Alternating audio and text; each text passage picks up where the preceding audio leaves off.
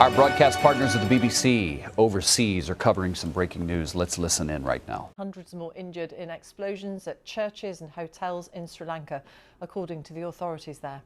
Dozens died in blasts during Easter services at churches in Colombo and the eastern city of Batticaloa. In Colombo, worshippers were targeted at St Anthony's Shrine. 3 of the city's major hotels were also hit: the Kingsbury, the Cinnamon Grand and the Shangri-La. A short time later, there are explosions at another smaller hotel and in a private house. Well, Britain's High Commissioner to Sri Lanka said some Britons were among those caught in the blasts. Our South Asia correspondent Rajini Vaidyanathan reports. They came here to pray on one of the most sacred days of the year.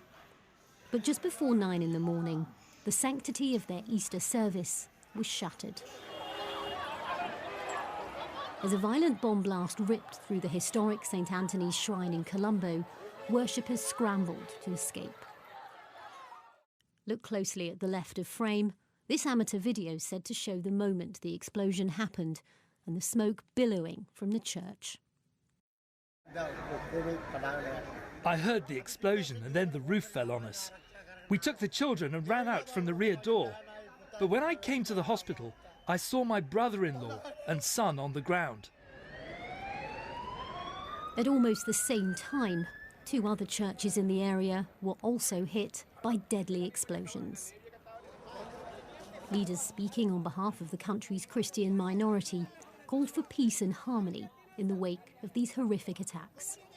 I would like to call upon all to pray that all those who are injured may be healed soon, and that all these families who have lost someone may be consoled.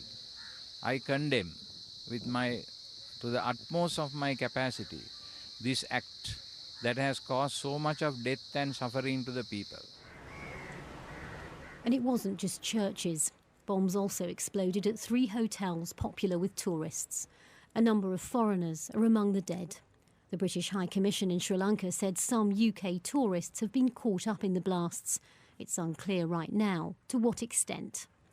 Outside the luxurious Shangri-La hotel, the scene of one of the explosions, investigators are surveying the damage. An eyewitness who was staying on the 25th floor told the BBC what happened. We could hear 2 loud bangs and the entire room was shaking. I could see that a lot of guests are being taken to different hospitals. There were casualties both for the hotel staff and the guests. As grieving relatives waited for updates, 2 further blasts were reported. The sheer scale of these attacks suggests they were coordinated. This is a serious situation aimed at destabilising the country and the economy. I strongly condemn this attack aimed at religious institutions and some hotels in the capital. The island of Sri Lanka is on a state of high alert. Next month marks 10 years since the country's civil war ended. Today's blasts are the worst this country's seen for more than a decade. Rajini Vaidyanathan, BBC News, Delhi. Our reporter Azam Amin is in Colombo. Azam, tell us about the arrests that have been made.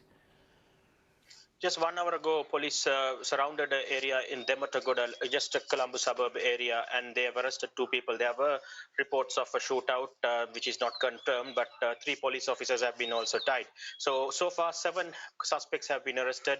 The State Defense Minister said they believe that most of these were suicide bomb attacks, and he said one group is behind it, but he didn't name who is behind. That is what they are suspecting. He said there's a thorough investigation, and a police curfew has been imposed after the latest attack. 8 attacks took place, and after the 8th attack, police said there will be a fully countrywide curfew.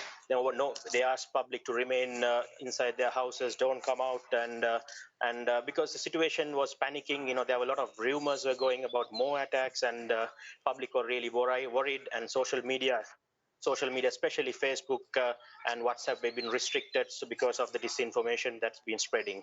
Azam, thank you very much. Azam Amin in Colombo. Well, the Pope has condemned the attacks in Sri Lanka, describing them as a cruel act of violence.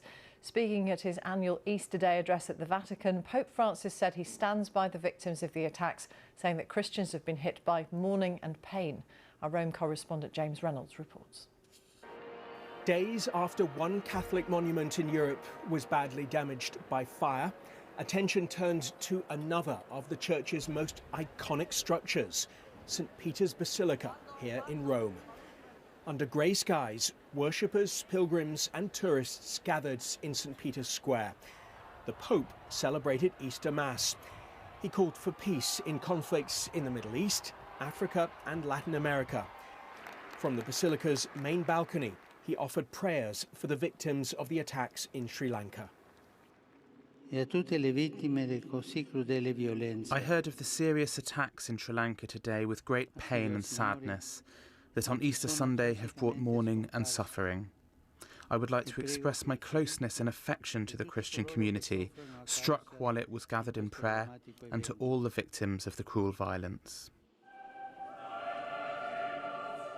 The Archbishop of Canterbury, Justin Welby, this morning leading a service in Canterbury Cathedral, called on people to stand with Sri Lanka in prayer, condolence and solidarity. The will to power leads to the murder of innocents in Sri Lanka, the utterly despicable destruction that on this holiest of days seeks to challenge the reality of the risen Christ. The Queen, today celebrating her 93rd birthday, led the royal family to an Easter service at St. George's Chapel in Windsor. And in Paris, Catholic worshippers who'd normally go to Notre Dame for Easter gathered instead at the nearby church of Saint Eustache, a stand-in cathedral, until Notre Dame itself is rebuilt. James Reynolds, BBC.